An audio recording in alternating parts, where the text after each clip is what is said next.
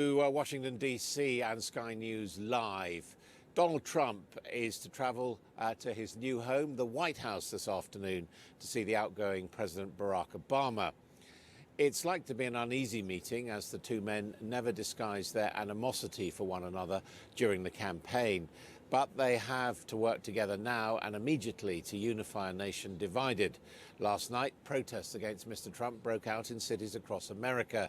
Our US correspondent, Greg Milam, reports. Donald Trump is next door. Hey, hey! Impeach Trump!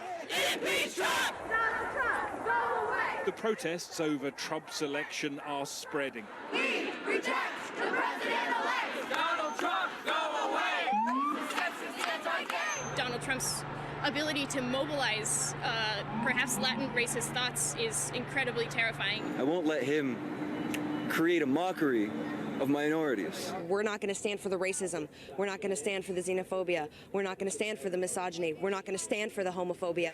The country is in shock, and today's meeting represents an extraordinary moment in American history. You had your Brexit in June because you voted to leave Europe. Yesterday we had our Brexit, except America voted to leave America.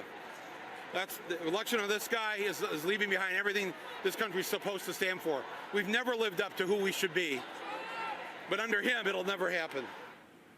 In 70 days, there'll be new occupants of the White House, and Donald and Melania Trump will get their first look around today. The Republican president-elect has promised to be a unifying figure when he takes office. The first test of those skills will come with the man he'll succeed. There was no love lost between the two during the campaign. They even want to try and rig the election at the polling booths, where so many cities are corrupt, and you see that. I'd advise Mr. Trump to stop whining and go try to make his case to get votes. And at the White House Correspondents' Dinner 5 years ago, Trump was the butt of Obama's comedy routine. No one is prouder to put this birth certificate matter to rest than the Donald. And that's because he can finally get back to focusing on the issues that matter. Like, did we fake the moon landing? He certainly would bring some change to the White House. Let's see what we've got up there. The tycoon didn't enjoy the presidential mockery. Obama has promised his administration will work with Trump to ensure a peaceful transition of power in the Oval Office. But Trump built his campaign on the promise of unpicking the Obama legacy.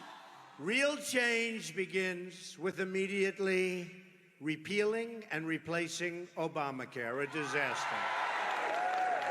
The last time Trump was on Pennsylvania,